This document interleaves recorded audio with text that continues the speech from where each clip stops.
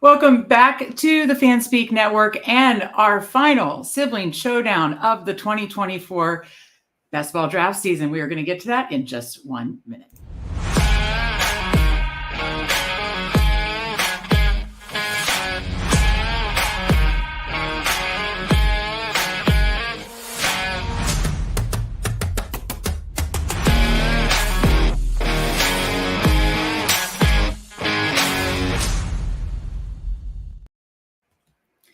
That's right. It's Wednesday. It's Sibling Showdown, a live BBM draft with my brother Steve, and it's the final BBM draft together. Steve, how are you feeling, and how are you keeping up with all your slow drafts winding down?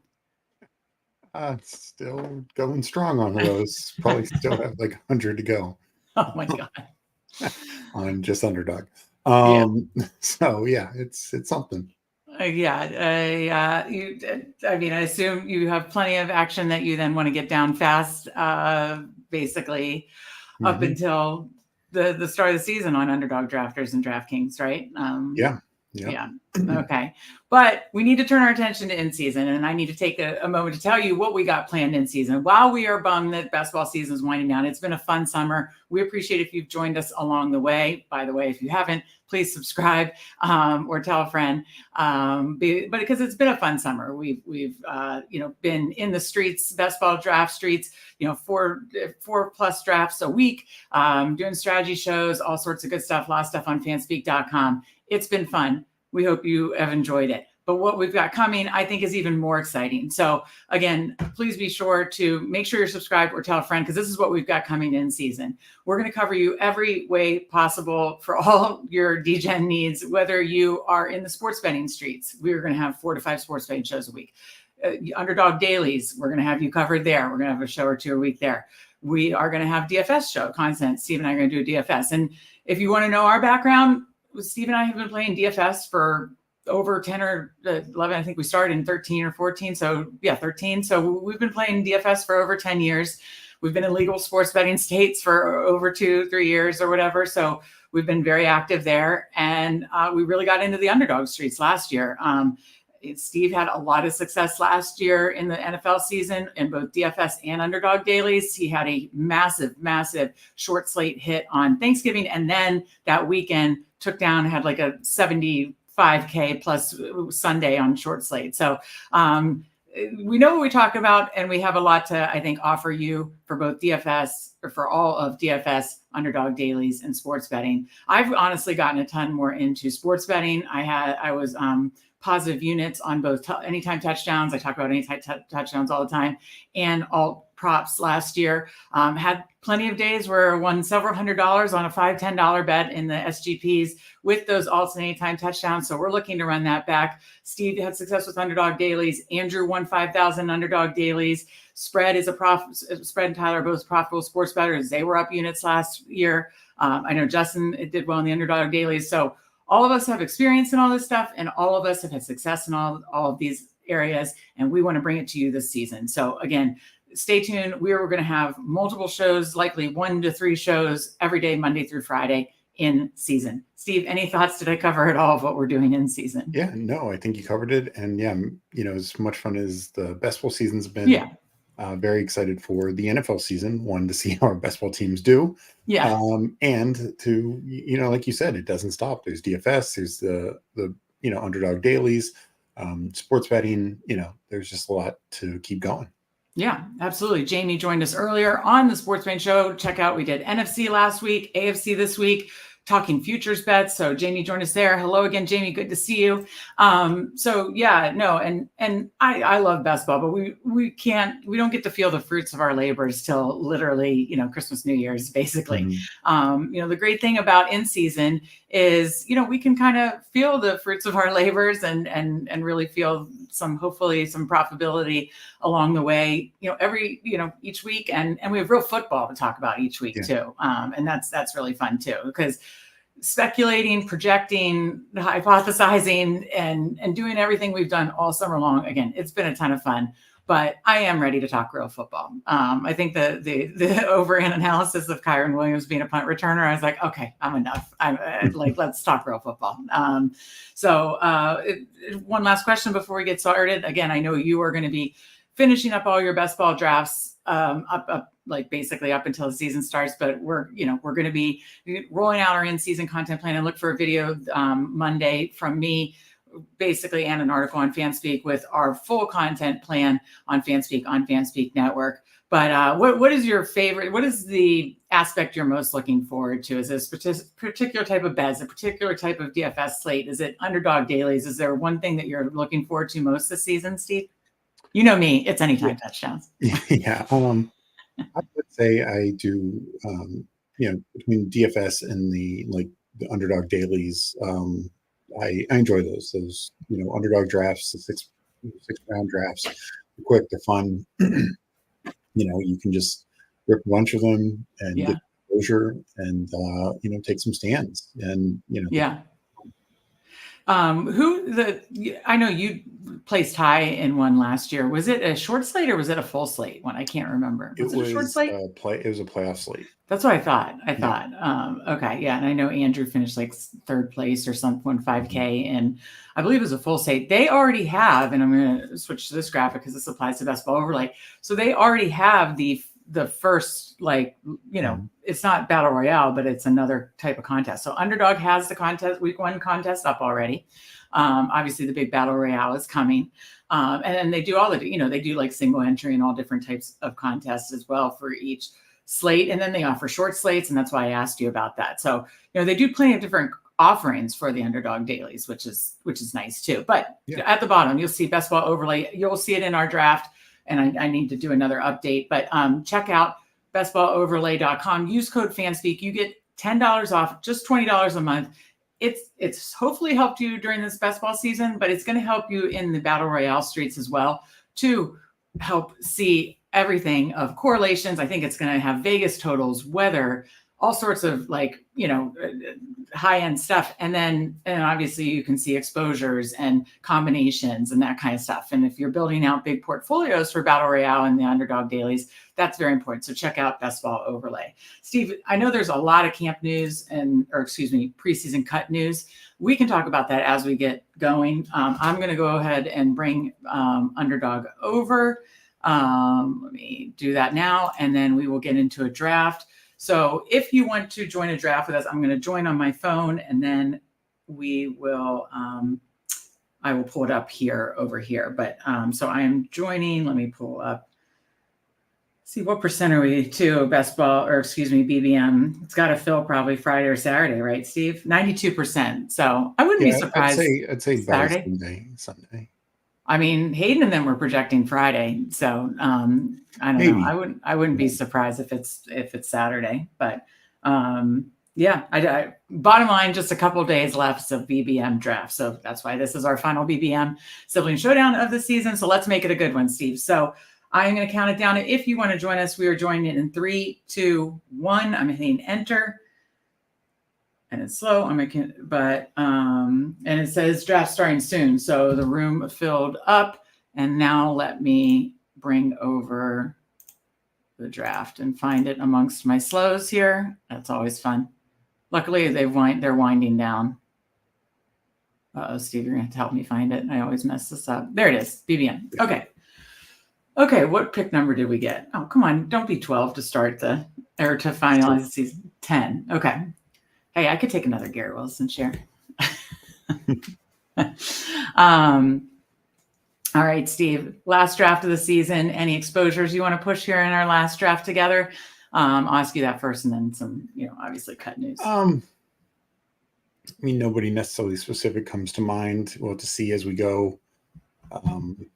But, I do think some of the, the cut down news, the camp news, was interesting. Still, who do you find the most interesting and that you want to attack? Is it the Jordan Mason? Is it the Samaje Perine? Is it the who do you find the most interesting that you may want to grab a couple shares of in these last few drafts? Definitely the Jordan Mason. Clarifying that, I think that is very intriguing. Had you had some shares of Jordan Mason already? I'd taken a couple. Luckily, I had a few. Yeah, I hadn't taken much Mitchell. I'd essentially taken just a couple of all three of the San Francisco backup running backs. I had very little Mitchell, so that didn't burn me much. Yeah, that was good. I didn't either. Yeah. But so I've taken a few more on these slows and stuff. But yeah, I think that kind of got interesting. I think the Green Bay situation, not only did Lloyd start on the pup, Yeah. but Dylan out for the year. Yeah, that's wild. So yeah. Yeah, love my Josh Jacobs bags. Again, you and I have been very strong. Second overall. Wow, yeah. And unfortunately, I don't think any of our crew that has gotten in with us has got into this draft with us. I don't see any names I recognize. But yeah, I mean, I was on a show with Neil Orfield earlier. We were talking about like in these last week of drafts, you're just going to see, don't expect guys to go where they're typically going. You're going to see people are pushing exposures and they're also pushing combinations. Yeah. And that's quite honestly, I'm doing the same thing. Yeah. And that's the other thing. Like guys like, like Jerome Ford, Chubba Hubbard, because of the news on, Chubb and Jonathan Brooks, like their ADPs should be way higher now because we know that they are the lone backs, at least for the first 4 weeks. Stuff like that. Like, just so many of those little things. Tim Patrick getting cut. Yeah, but picked up by Lions. I've taken a couple shares of him already. I think he could be,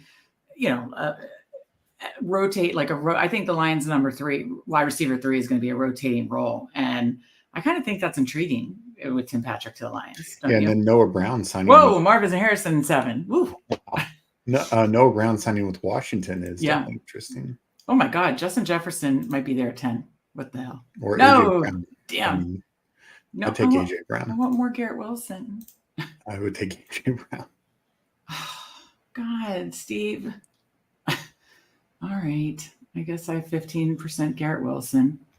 I want more. You sure? I have 10 seconds to talk you into it. Yes. He was part of the, spoiler alert, he was part of the AFC betting show. I'm going to bet Garrett Wilson for everything. He's going to have over 1,250 yards. He's going to have 10 plus touchdowns. I took your AJ Brown. No, but the thing with AJ Brown and, he was so good last year, and yet the Eagles offense was so inefficient last year. Yeah. And they especially the back half of the season. One, they should be better, just in and of themselves being better. And then they're getting such an offensive coordinator upgrade.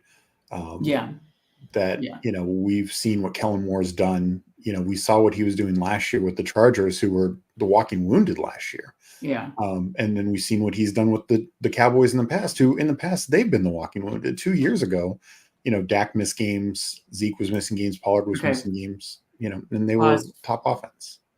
For 1 second. Do you want to do AJ Brown, Drake London? Like London or Waddle, actually. Waddle's having some injury issue right now. Yeah. I don't know. That's kind of still a non-contact jersey. There's some tweet I read that something's lingering, and I mean, I'm with the field on Waddle. I'm above on London, but London's been my biggest stand. And I don't know. I'm going to pull over the thing. Are you fine if you got AJ Brown? Can I have London? Yeah. Okay. Let me pull over the board. I'm going to see how many AJ Brown I'm bringing over. Best Ball Overlay again. Use code Fanspeak for $10 off per month. Yes, best ball season's over, nearly over, but Battle Royale season is just getting started. So go ahead. One thing I do want to say about Jalen Waddle and just the Dolphins in general, I know Tyreek Hill is dealing with kind of an injury also, is I don't think we realize is what's the scary thought is Mike McDaniel might just be getting started. I know. I agree with you. It was more like if we were in the back half and taking Waddle and more, I'm not again. I mean, that was something I put in the AFC betting show today too. One of my picks was Waddle 8+ touchdowns. You were in the chat. You saw that. I don't understand some of these touchdown lines. If I had a bigger bankroll, I'd be hammering them hard because some of them, I mean, yes, you need health. You need the guys to stay healthy all season. But like, I just think to get like plus 280 on Waddle, 8 touchdowns, to get plus 200 on Garrett Wilson, 10 touchdowns. What was the other? Plus 240 on or something, 220 on Nico Collins, 8 touchdowns. I mean, that is just insane. That is insane. So go ahead, finish your thought. Well, what I was going to say is, he did the interview about 2 weeks ago, but I just watched the other day on Pat McAfee. Mike McDaniel was on, and he talked about that this is only his third year calling plays. Wow. And they asked him about how he kind of revolutionized the league last year with instituting motion. He talked about that his first year, they had very little motion, and they did like very little in camp. And in their first game, I think he said we had like one motion play. Wow. And now it's like 70% of their offense. And it's just like, this guy is just, he's going to keep going. And yeah. So I just think the team's buying in more in him. He's buying in more himself. He's just studying, that's scary. That's scary. And playing chess when others are playing checkers, Yeah. That's scary, buying in more in himself already. That alone, him having more confidence. So I just had a total of 2 AJ Brown of my whole portfolio of, I'm not sure how many total are downloaded on Best Ball Overlay, but I believe like 165 are downloaded. Again, I'm going to have to hit the 250 mark when you count, like the weekly winners and marathons and those type of tournament contests. But I think there's like 165, 170 completed. And I just had 2 AJ Brown, Drake London starts. So that's pretty cool. So, always fun to see. Yeah, no, and I do like Drake London. I know people are concerned because Cousins didn't do anything this preseason. Obviously, he was injured. His Achilles was later than Aaron Rodgers and just all that. But, we got to keep in mind this is Zach Robinson coming over from Sean McVay tree. We've seen how Sean McVay has utilized his receivers, both Kupp, Puka. We've seen how, of course, Kevin O'Connell from that tree utilized Justin Jefferson. Drake London might not be on par with some of those guys. Definitely on par with Justin Jefferson, who is, but I think you find creative ways to utilize him. And I think Zach Robinson can absolutely do that. So I'm excited for how they'll utilize him. Yeah. And if for some reason Cousins can't go, as much as I hated the draft pick, Michael Penix is, one of the more fantastic rookie quarterbacks. I don't think anybody's concerned that he won't be able to go. Are you talking? Yeah, I think it's fluff that people talk about. I'm not too worried. I'm not worried at all. Oh, please let Pacheco fall. Please let Pacheco fall. Please let Pacheco fall. Please, please, please, please, please, please, please. I want more. I want more. And I'm hoping the news of P. Ryan, it will make him fall. Please, please, please. Oh, I think it will. Come on. Okay, really, Seabill, you're really going to make me sweat this out. And I know Hertz is there, but both my damn it. Seabill did not buy the. Well, I'm not either. So, now I'm pouting. You do what you want. Well, I would go Diggs. Why? I think exposure to the Houston offense, which I think is going to be one of the top offenses. He's old. I'm cranky He's now. old, but he very well could lead the team in targets. And I think he's going to have a big role on a team that, could be among the league leaders. We could take Hurts, or I need more Stroud. If you want to just wait on Stroud, wait and take Stroud. Yeah. Stroud. You go back Stroud, to the whole board. Yeah, sorry. Yeah, we're up in 1.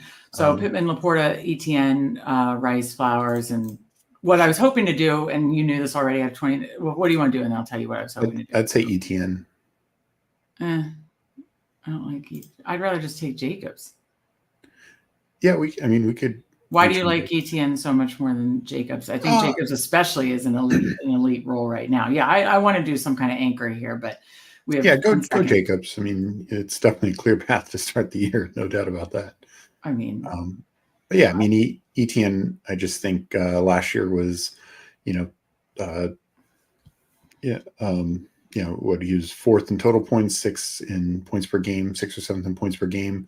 And, had multiple spike weeks. The Jaguars were a very inefficient team in the red zone. I think they can be better this year in the red zone with a healthier offensive line and some other things going for them. Just even if he cedes some carries to Bigsby, He's just he's a dual threat back and very complete. But I love Jacobs as well. Yeah, I just have Jacobs higher than ETN. I think ETN's fine, but my ownership pretty much says that 20% Jacobs and like 6% ETN.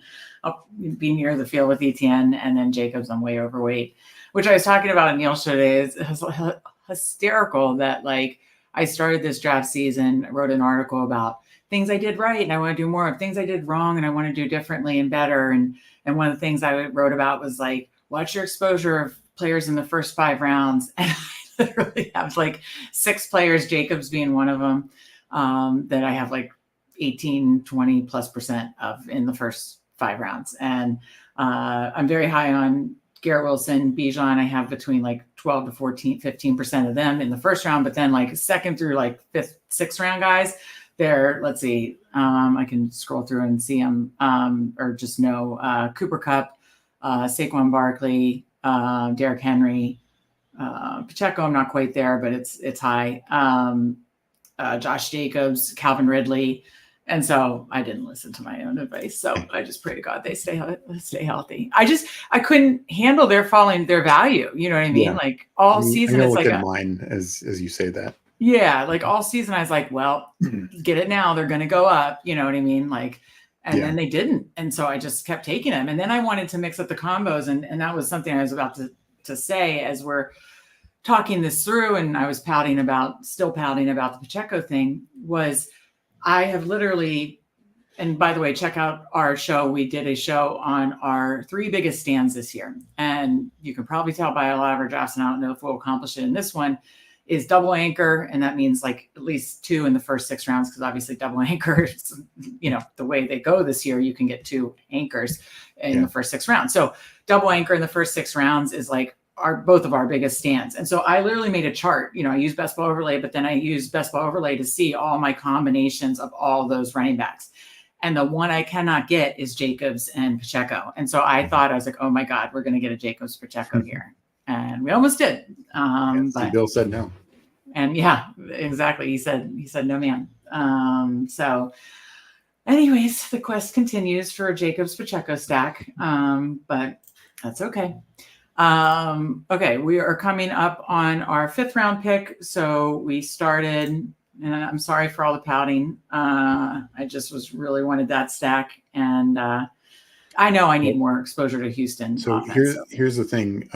The Nico team is behind us. Do we take Stroud here? It's a little earlier. Obviously, the idea would be to get him on the way back.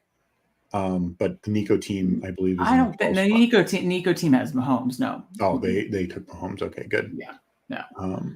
No. Stroud already went. Oh, well, we're in the Wild West.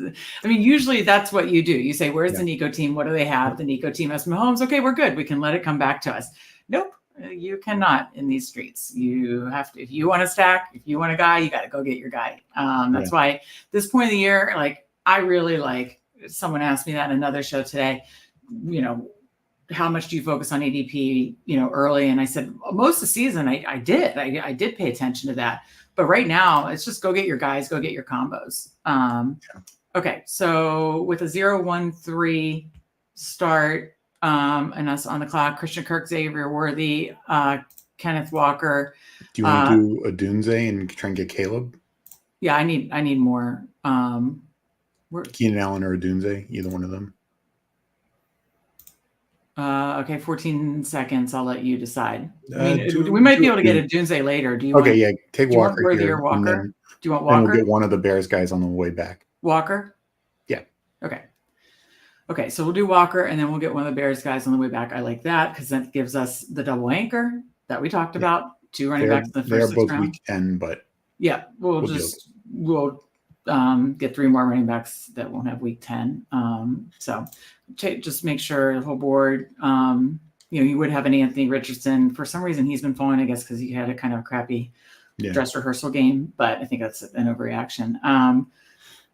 Excuse me. I think it's a reality to just the kind of player that he is. Yeah. But he's just going to score fantasy points. Yeah. As much as I love Worthy, I do want some more Bears exposure. So I have more Keenan. I'm kind of fine if a Dunze falls, taking a Dunze over Keenan just because I have more of Keenan. Are you okay with that? Yeah. Okay. Awesome. All right. I mean, we also could have done Kyle Pitts and set up that double stack, but I kind of like. And the fallback can be Jaden Reed and just take Jordan Love, Well, Reed just went. So that means we get one of the Bears. That's good. I mean, the fallback for me probably would have been Kyle Pitts. I'm right with market with Kyle Pitts, and then you could have double stacked, and I would have done that likely or wanted to do that. But there it goes. It literally went Worthy. We had queued. Reed, you talked about Keenan Allen, gone. So Odunze it is. And then we'll bring the board back over. So we start 0-2-4-0. So double anchor running back of Jacobs Walker, no more bye week 10s, AJ Brown, Drake London, Stephon Diggs, Rome Odunze. So let's think through before I go back over to the other board. We obviously passed on the Hurd stack. Help me out here. Stroud stack got sniped. So right now our live stack options are Caleb Williams and Cousins. So let me just, I just like to keep an eye on them. From running back correlation, Love and that's true. As well. No, because I take that into consideration. So I was doing a slow and the quarterback, my second quarterback I was trying to get got sniped. I had Mostert. I took Tua, and I'll probably try and throw in like Jonnu at the end, but no, I like this. Sorry, I was laughing at the Jeff in chat. Thank you for joining us. I know he joins a lot of our chats. Good to see you. If it makes you feel better about not having Pacheco, Jacobs, I don't have my dream CMC CD. Yeah, there just are some stacks we just can't get. But it's wild this time of year. Sometimes you can get stacks, not CMC CD, and not a lot of other round one or even round two guys. But it's wild. Some of the falls that I've been able to pair Gibbs with, for instance, this last couple weeks and stuff like that. So pretty crazy. So anyways, I'm happy with that start. 0-2-4. We have a couple stack options already built out. And I think we have two very good running backs, four really strong receivers. Even if Odunze starts a little slow, the upside there is just huge. Mm-hmm. Yeah, that's why I wanted more of him. And I have said that I've wanted more Bears and Texans. And I'm glad that you have suggested both today. We've targeted really top offenses. I mean, Seattle, we'd need to bounce. Bears were hoping to have a big bounce, but they've added so much. Oh, yeah. And then, Seattle, I think there's a lot of reasons to think that they'll bounce back with a new offense coordinator, healthier O-line, Geno healthier, et cetera. Right. Absolutely. Okay, coming around the 6-7 turn here. Looking at the board, I don't see anything too crazy besides people kind of maybe reaching certain areas to go get their guys, which again, I totally respect, understand, and doing the same thing. So still mad. Yeah, I will say that's one of the latest I've seen Malik Neighbors go 29. Yeah. Smart.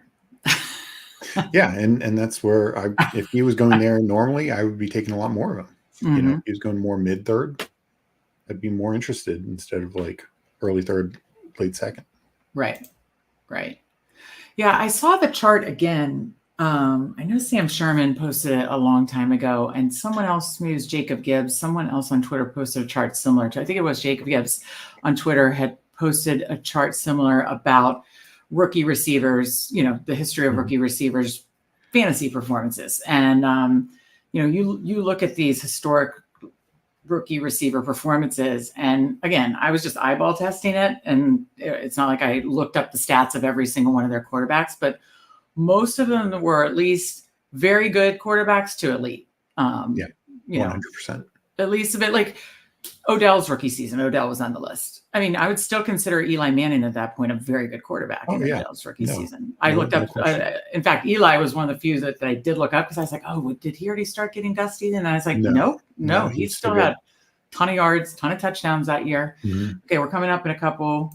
So I have the QBs to keep an eye on. You still have Kyler Murray there, which I know he's unstacked, but I only have 7%, and you're getting like around discount. Yeah. So I don't know why. I mean, I that don't is. mind backstacking with Michael Wilson. That's for No, sure. I don't either.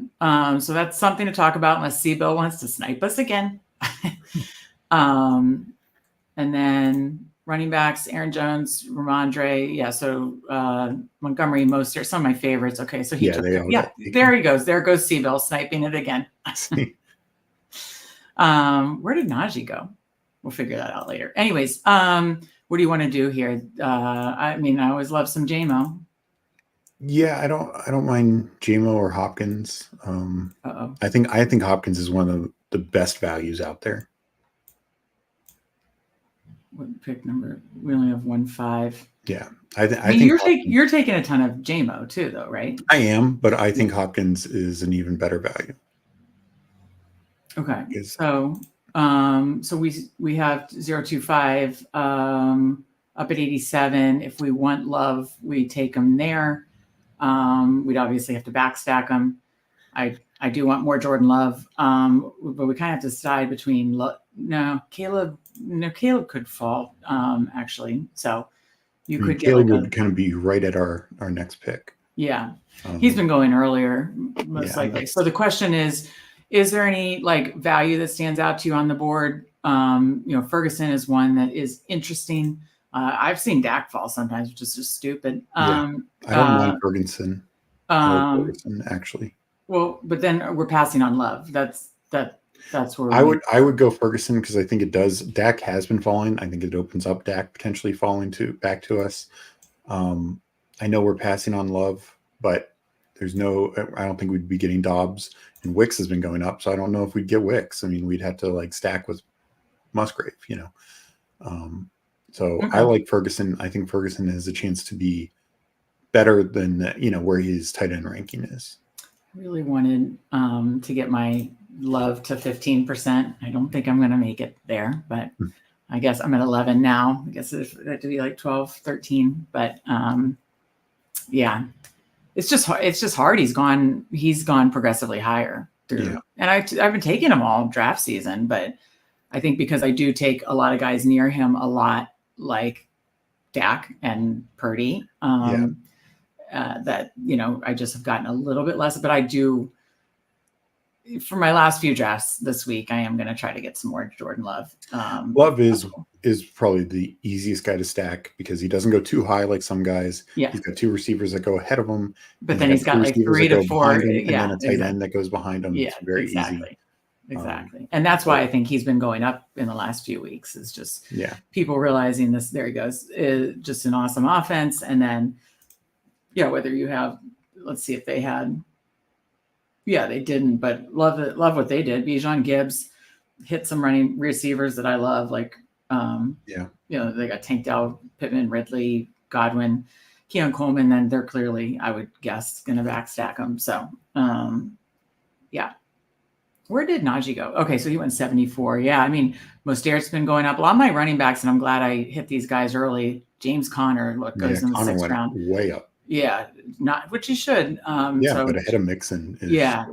James Conner way up. Najee is consistently sent around 7. David Montgomery, Mostert now more around 7. So I'm glad I've been on these guys all draft season because they are really strongly in the round 7 range now. You're not really getting them to fall anymore to the 8th or 9th round like we could prior.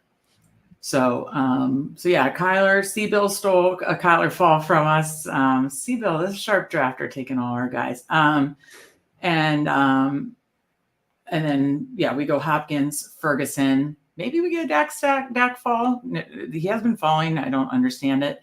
I don't know. Maybe now with this is the Lamb drafters at 1. So, but they took Hurts. So it's basically if the Lamb drafter passes on him, it's TBD. So.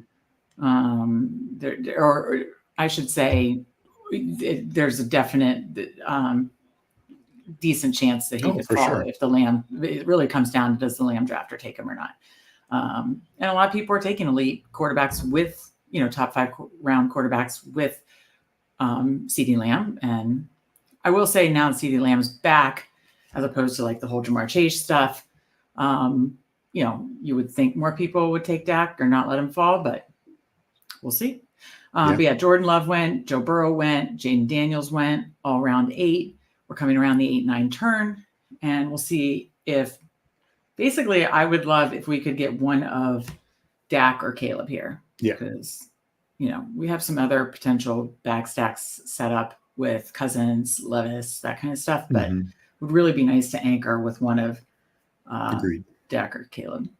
So, yeah, and so he didn't take Dak. So yeah, he didn't take Dak. So let's see. This is the fun best ball experiment. Now, in these streets, people will just take guys, and again, for Dak, I've said all along, if you let Dak go like into the hundreds or into 100, basically, I'm taking him whether I have Jake Ferguson or not. Obviously, if you're at 100, let me just finish one thought before I lose it. If you are obviously, if I have Lamb, I take Dak. But if I don't take Ferguson, I'm on this side of the board. I still, if he's going to fall to 102 or I just take him and I stack him with Brandon Cooks or Tolbert. I don't care. Or Elliott or Dow. I do not care. I will back stack Dak. I just think that's criminal to let the QB3, the guy with the most touchdown passes, fall that far. So yeah, we'll see if it happens. Go ahead. No, and that's the thing. And with Caleb, we'll obviously have to dodge the, DJ Moore team. I don't know where they were, and the Keenan Allen team went, I think, right before us. But they just took Kyler. Yeah. So, or no, Keenan Allen actually went behind us. So yeah. So I'm not sure where DJ Moore was, but my point being is, Dak. There goes Purdy. They, he can't be backstacked. Caleb, not so much. So. Yeah. No, exactly. We'll have to see, but I think there's a very good odd. Wait, do they? There goes Dak. Damn it. Okay, so let's hope neither one of these two teams take Caleb. Neither one is. Good for them. They had Devontae Smith, so obviously a week 17 correlation. So they're doing. I'll do it to a sequel. Jesus, if they do it again, I'm gonna lose my mind. I would have felt better in a team anchored by Love or Dak, but we'll do 3 quarterbacks. And yeah, if we end up with say Caleb, Cousins, and Levis, that's pretty good. All right, let's grab Caleb. Yeah. Okay. All right, then I'm just going to keep it here. We're going to be up at 111, 1251. We love to start 1351. Obviously, Tajay Spears correlates. I like Ford. Okay. I'm just trying to look at my exposures. What about just adding to either the Dallas or Tennessee team? Yeah, actually, we don't want to do Ford because he's week 10, same as our running back. Yeah, so we're going to go ahead and take him out. No week 10s. And Spears went. So I'm fine with Brian Robinson. Brian Robinson over Dow? Yeah. Okay. I like that. I like that as a third running back. That feels good. All right, so we're up in 18. So I will bring the board back over. Okay. Jeff in chat says, I'm trying to leave every draft with JJ McCarthy, Rondo Moore. Yeah. Gotta, no, it's that's the blessing and curse of drafting all draft season is we definitely have some bags packed with some injury guys. Yeah. Though last year I got hit hard by that. Speaking of Tim Patrick, I had a ton of Tim Patrick when he got hurt last year. And then I had a bunch of, who's the guy that retired from the Jets? It's Corey Davis. Thank you. I had a bunch of him, and they were both late round guys, but it still is really hard when you start the season. You're like, well, down to 16 or 17 players, So yeah, no, that's the thing with these guys, Eli Mitchell and some of these other guys. Yeah. And even the guys who are just starting to pop, you're taking Jonathan Brooks. And I definitely took some Nick Chubb higher than I'm probably going to regret. But I'm actually so shocked Jonathan Brooks is going as high as he did here. Same place, essentially same round as Brian Robinson, Jerome Ford, Rico Dowd. Wow. Yeah. Jeff T, I think you were in chat with the show I was just on with Neil Orfield. Let me know if that's true. I think you were in with us. But yeah, I was able to do 2 drafts with Neil today. That's been our 3rd show together. So that was a lot of fun. I believe Jeff T was in that chat as well. So good to see you here. Steve, were you did you catch any of the shows with drafts with Neil today? No, I was doing my own drafts. Understandable. Were you ripping some fast ones in addition to keeping up with your slows?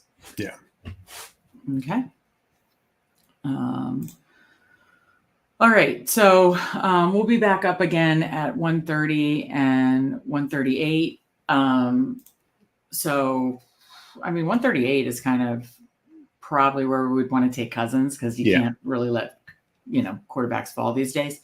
But looking at the board here, who have been your biggest surprises that have fallen, Steve, but you don't think they should have fallen? Like I think there's a little bit of overreaction on George Pickens is now going like way, way later. There's slight falls and that kind of stuff. I think DeAndre Hopkins fell way too much in regards to the injury, and then he's slowly gotten back. We got him at what pick? Number barely. He's come back. I mean, 82. That's what Neil said. He was like, we got the discount and we kind of still have it. So DeAndre Hopkins is one. Who else are you surprised that has fallen or stayed or just fallen? So I mean, he hasn't gone as in this draft. He didn't go as far as I've seen him fall in some, but Hollywood Brown. I know he might miss week 1, but it's I think he's definitely missing week 1. But if that's it, so what?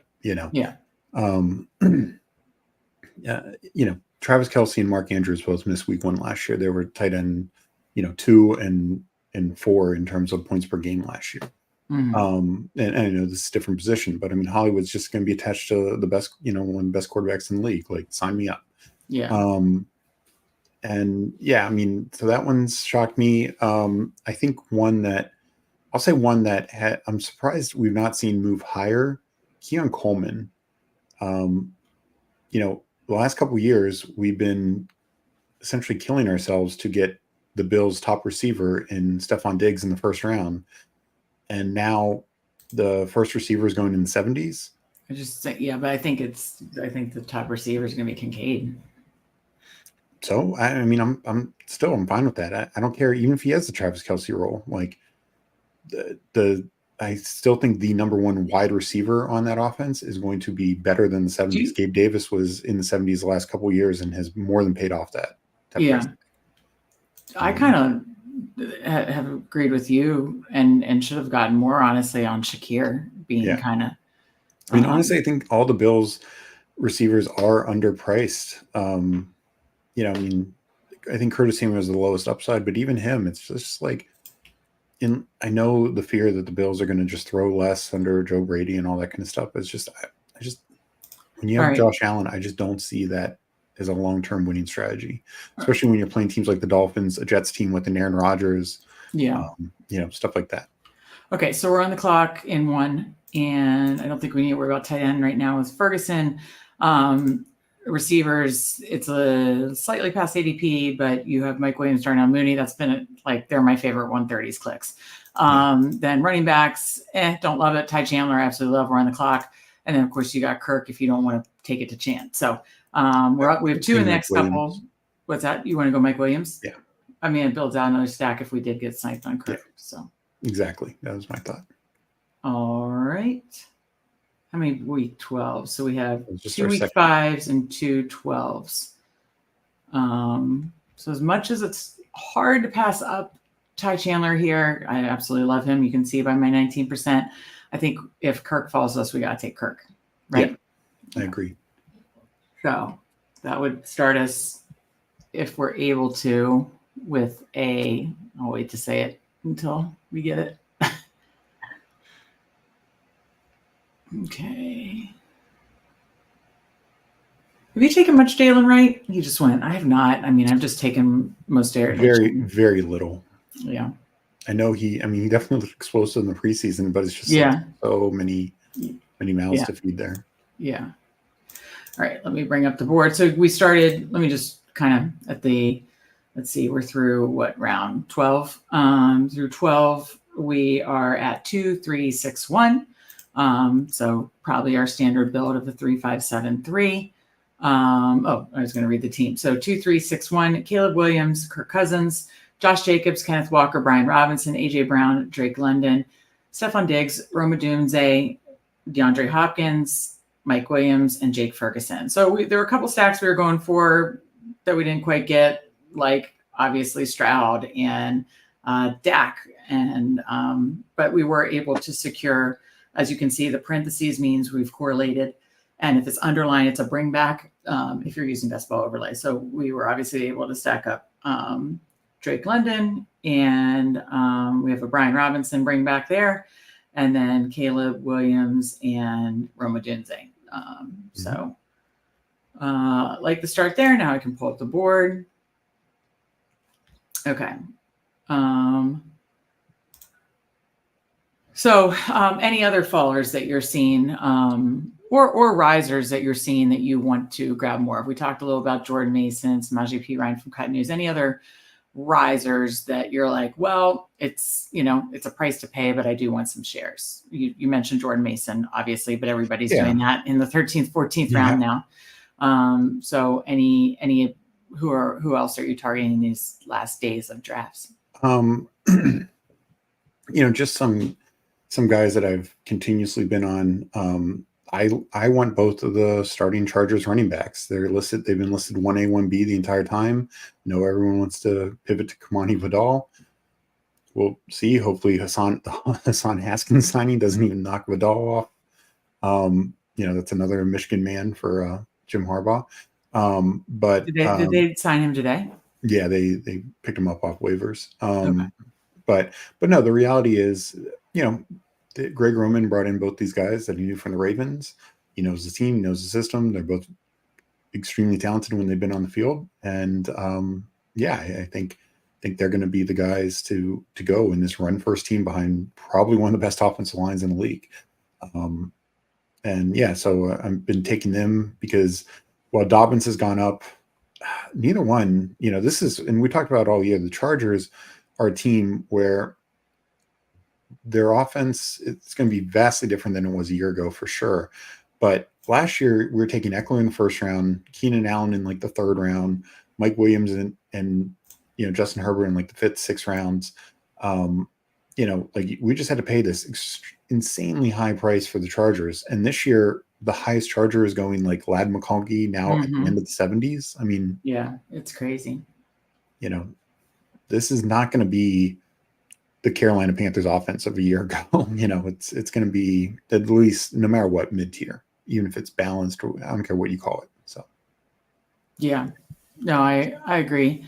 And I still need to finish an article that I've been like workshopping, but one thing that I'm working on, just as my final best ball piece on fanspeak.com, is these players that I think we're going to look back at the end of the season and be like, and it just happened here. We let Justin Herbert go in the 12th round in 141. Like, I think that, you talked about the running game. I like that. I like getting exposure to the running game, but I also want Justin Herbert in the passing game because I think just that narrative has just gotten way, way, way overblown. So he's playing with a great offensive line now with an elite play caller. It could be uber efficient. Yeah. I have close to 20% Justin Herbert, and I'll keep taking more. It's just crazy that you go, and he's one of the ones. He will probably be my poster boy, my cover boy of the article when I do complete that, hopefully by tomorrow. So, okay, so we are coming up at 134, 139. We got our two stacks. If we want to further build, and I need some more Algier. I hope it's not a Bijan. I hope it's not contingent. I hope it's standalone value because I have a ton of Bijan. But I mean, you believe Algier has some standalone value, right? Yeah, and I think we're getting a over round value here at 154. So. Yeah, and correlated, obviously. Yeah. Then we're hitting it from the quarterback, running back, receiver position. Didn't get hits, but I like stacking up just good teams at multiple positions. Of course, I love it the most with Bijan, or if I can get Pitts too. But let's see if C-Bill snipes us here. Okay, so he takes Vidal. We'll go Algier. Because what do you see that split being, Steve? Well, we'll talk about it after this pick, actually. Okay, I think 65-40 or 65-35, something like that. Oh, you don't think it would be more like 75-25 or 70-30? You actually no, I mean, very rarely does any back get to 75-25. So it could be 70-30. Okay. But that's what you mean. He still has standalone value on a good offense. Yeah. Okay. Okay. So what am I looking? I want to queue up our last. Is there any other stacks that we had built out? They're all, oh, no, we can't take Aaron Rodgers. So I was just thinking about their stacks. We have 2 and we just want 1 more. Yeah. But I don't think we really have any other teams that we can build stacks around because of other. Look at a tight end here. Yeah, I agree. Take Hunter Henry, and that would open up May. Yeah, that opened up May. Yeah, and I don't mind getting more May shares. We could even be done at Ferguson Henry. I'm fine with that. Yeah, no, I'm fine with that because Levis, we can hopefully. Tough thing with Levis is we're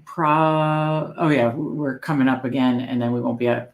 And TBD if we get Levis at 170. But I was just going to say Mason's like the one running back I would maybe consider. Okay, yeah, I was just going to say, is there any other running backs? Allen's fine. Antoine Gibson's fine. Khalil Herbert's fine. I was just going to say, are there any other running back or receivers before I click the Hunter Henry pick? No. I'm fine with Henry here. Yeah, I love Tolbert, but I have tons of bags on him at 16%, as you can see. Yeah, so. the other value with Herbert or Henry is I think it does. Yeah, because Levis might not come back to us. Yeah. So, and not only that, I do think it makes it very doable to only do 2 tight ends. Yeah. If we want to go that route. Right. Though I do feel pretty good about what was our pacing on? So we did double anchor running back. Hold on one second. And then receivers, we got, right off the bat 3. So then we had 4 by 6, 5 by 7. So, I mean, and then we got our 6th and 11th. So, I mean, I definitely think we're fine to stop at 7 receivers. And after the double anchor running back, we waited until 10 to get B-Rob and then 13. I mean, I actually think we're pacing pretty well where I feel Levis went 160. Wow. I mean, I'm gathering they had Ridley or somebody. Yeah, they had Ridley. So I like that team. Again, they started Bijan Gibbs, got some receivers I like, got Jordan Love, got Jerome Ford, who you mentioned. I just think it's a really solidly built team. And then they pick up Levis along with Ridley. I like that.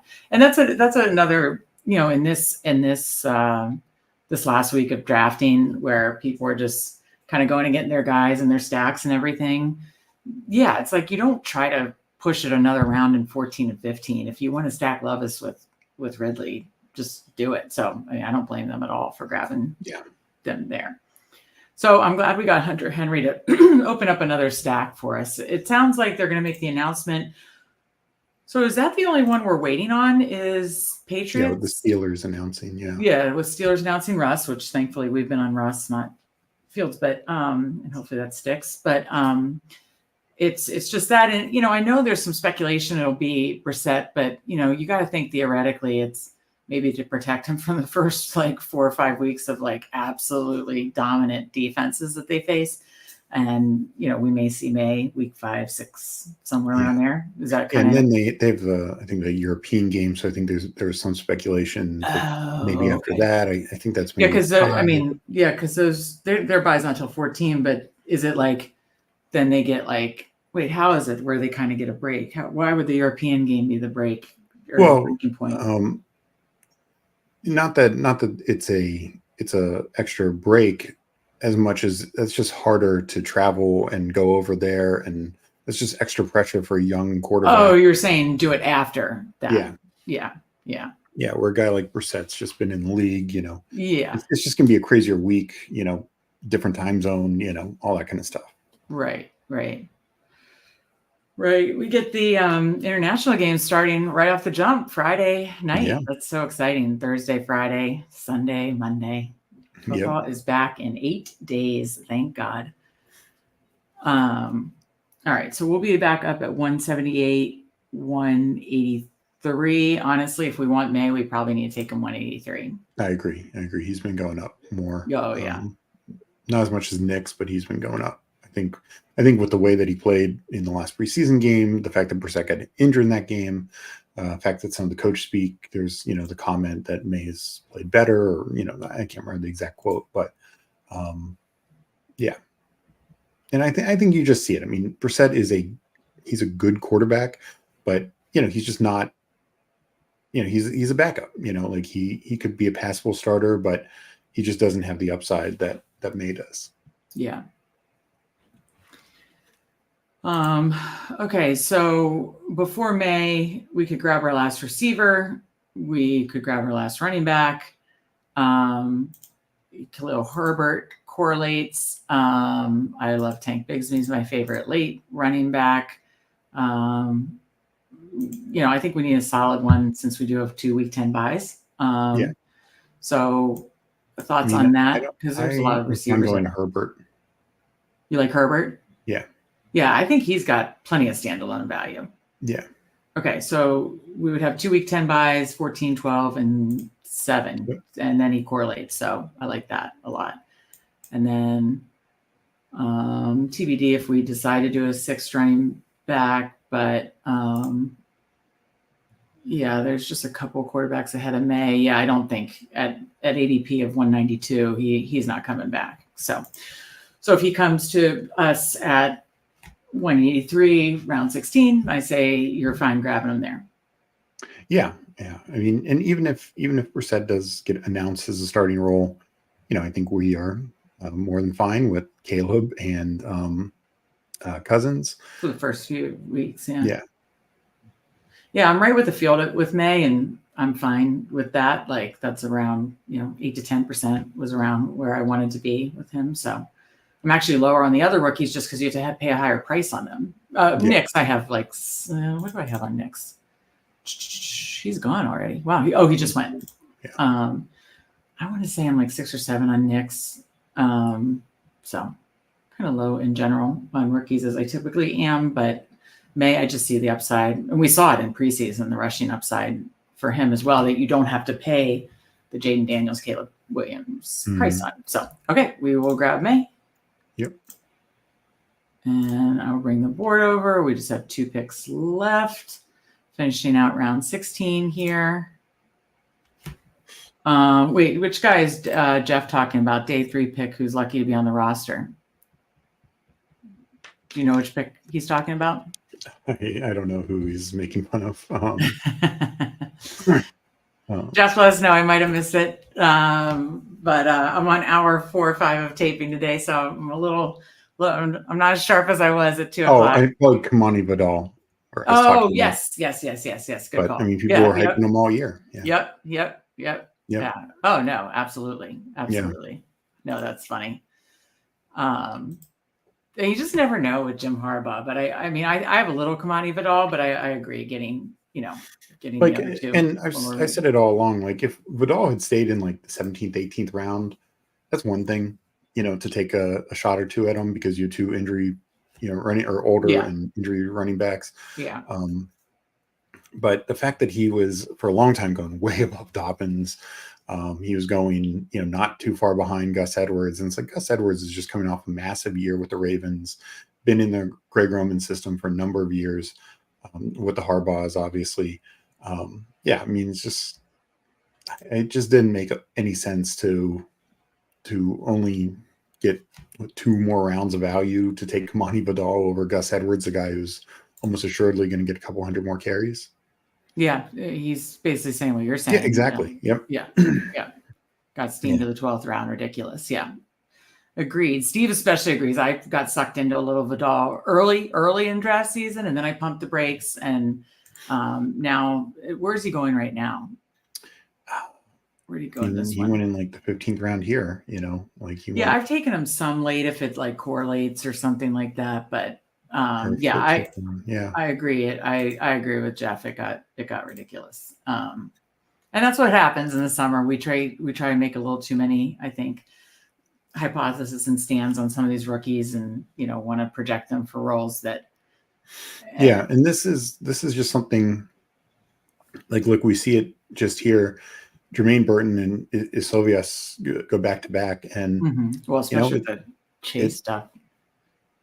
Yeah, I mean it's almost assuredly like I like Burton. I drafted him some early, but it's very. But you're saying that Isovias should go ahead of him, well ahead of him. Absolutely, and not only that, he should go by a couple rounds. I mean, if you're still taking Deshaun Burton in the 18th round, that's one thing.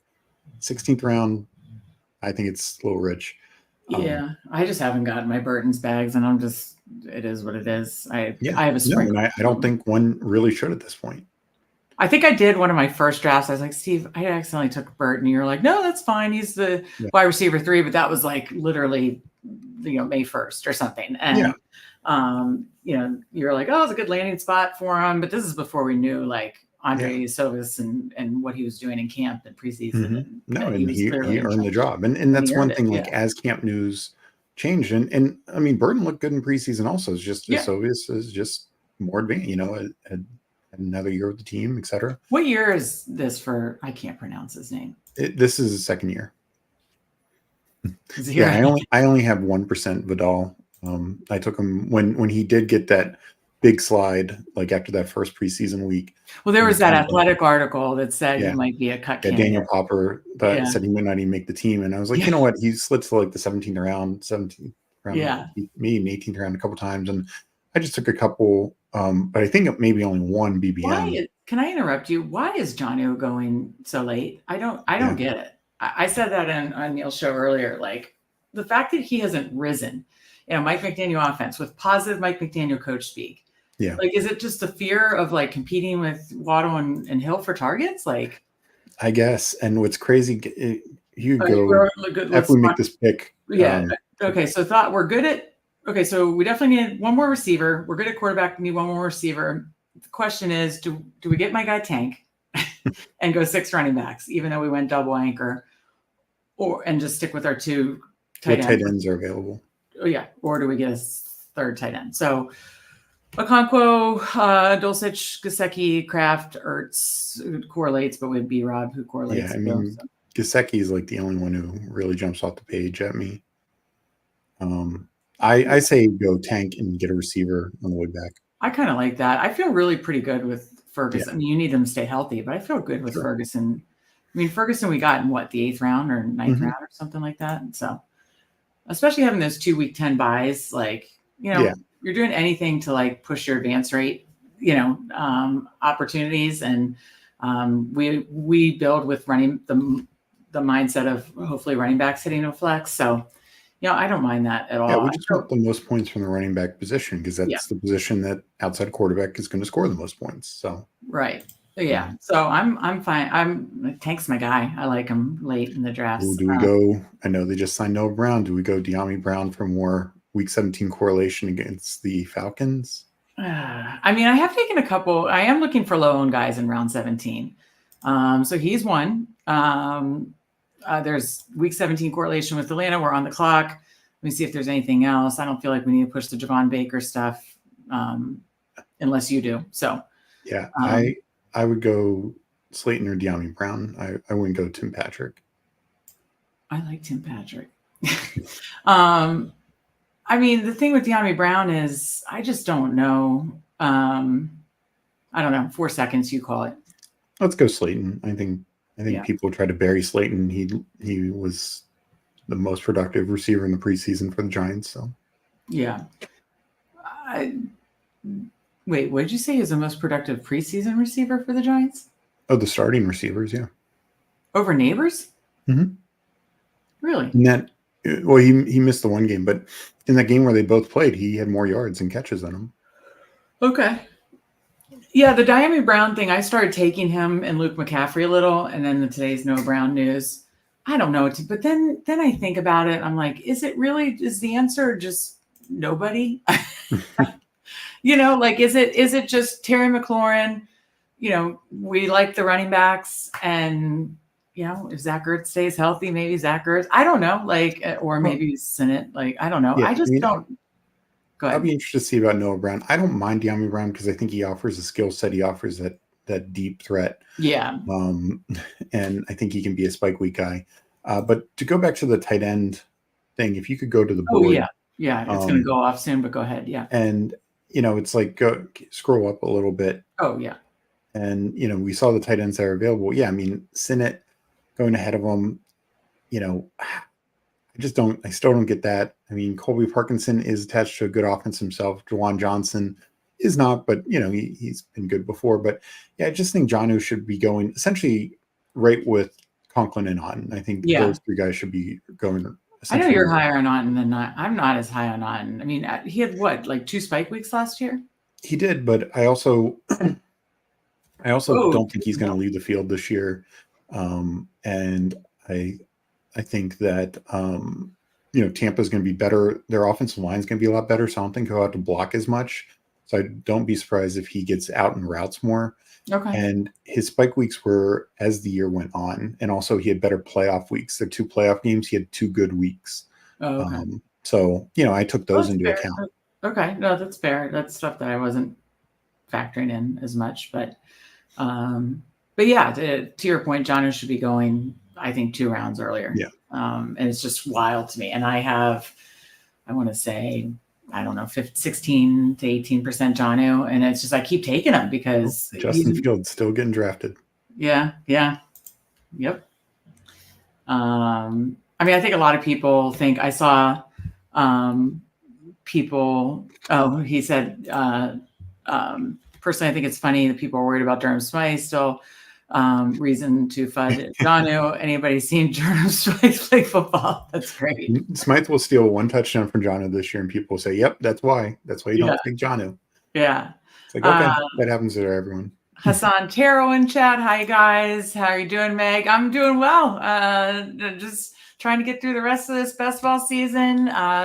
Get some good last drafts in, and then we are turning the page to in season. So be sure to check us out. Starting Tuesday next week. It's going to be Tuesday and pretty much every day of the weekday, tons of in-season content. So I'm doing well. But yeah, that's a great point, Jeff. Let's take a look at our team and then we can get on out of here. So let me hit the refresh button, bring it up, and we can check. Unfortunately, none of our crew got in with us in this draft, so we'll just review our draft. So we were at the 10 spot. We had a 3-6-7-2, opted for just 2 tight ends in this one since we kind of anchored with Ferguson. Had a couple stacks that got sniped, but went Caleb Williams, Kirk Cousins, Drake May, Josh Jacobs, Kenneth Walker, who's a bring back to Chicago, week 17, Brian Robinson, who's a bring back to Atlanta, week 17, Algier, obviously part of the Atlanta stack, Herbert, part of the Chicago stack, Tank Bigsby, he's just my favorite late running back guy, AJ Brown, Drake London, part of the Cousins stack, Stephon Diggs, Roman Dunze, part of the Bears stack, DeAndre Hopkins, Mike Williams, Darius Slayton, week 16 correlation, Jake Ferguson, and Hunter Henry, obviously part of the Drake May stack. So yeah, I mean, there were a couple, snipes or other guys I was hoping we'd get, but generally we did what we like to do. We got 3 quarterbacks. We mainly targeted good teams outside the Patriots. We stacked our quarterbacks. We got some correlation in there. Double anchor running back. Yeah, even correlated at the running back position. So I'm happy with it overall. Steve, what do you think? Yeah, and we got other outside the quarterback stack and bringbacks. We got other correlation: AJ Brown, Jake Ferguson, Tank Bigsby, and Hopkins, stuff like that. So I think we, were able to get plenty of correlation and stuff that we were looking for. So I think we were very happy overall with how we built our team and what we were able to accomplish. Yeah, absolutely. Tim liked our Algier pick. Yeah, I needed to get some more Algier. Steve makes a great point about he has standalone value too. And I should have gotten more throughout draft season. I've been so high on Bijan. So I hope Bijan is healthy. I hope of course I hope everybody's healthy, but it's football and I understand, but I really do hope that we get health to go well for the top 6 round of running backs, because that'll help our double anchor stand. But Algier still has value. And so, I'm still trying to get a little more shares here at the end of him. Any other tips for me of who I should be getting? Tim likes the Jacobs pick too. I have tons of Jacobs, so definitely hope he stays healthy, but I just think he's an elite spot on a great offense. Obviously now, no backup threats really there. All the Jacobs, as I mentioned, I'm not leaving this draft season without a Pacheco Jacobs, because I have I'm looking at my double anchor RB chart, and I have a chart and everything, Steve. Yeah. The family joke is Steve writes nothing down. I write everything down. So I assume you don't have a written chart. I do not. Okay. Are you trying to mix up your double anchor combos? Yeah, I probably have multiple Jacobs Pacheco, and I don't even know it. And you don't even know. You can't even Yep. appreciate it. I'm charting it and doing little tallies like mom, and you're not even, this is unbelievable. But no, in terms of seeing what you're looking to get more of, I was very happy. Yeah, we missed. Look, I love Stroud, but I like getting more Caleb. I've been really trying to push Caleb. Just love watching him play, and I like, and I think this is a good build. 2 young upside quarterbacks. Yeah, I don't usually do 2 rookie quarterbacks, but we got Kirk Cousins. I know he's coming off this injury, but he's been the most consistent fantasy quarterback. I mean, he's been a top 12 and most years a top 10. Last year when he got injured, he was top 6 fantasy quarterback essentially since he took over the job in Washington in 2015. So I mean, we're just talking a talent elevator. He elevates and he goes to a system that he should know. We talked about it before. So I just think that's the way you build. If when people do like 2 young quarterbacks or stuff like that, all on their own, you're taking a risk. But we did it with a veteran, solid guy who is Mr. Consistent. Yeah, Tim says so consistent. He's a true professional. He absolutely is. Yeah, I'm still upset we didn't just throw the bank at him. But Washington has a lot of rebuilding to do. No, I feel really good about this team. The next few days, I know I'm just going to be smoothing out my exposures. Caleb and Bears and Texans, Steve and I talked about were some of the things that I want to get more exposure to. So mission accomplished here.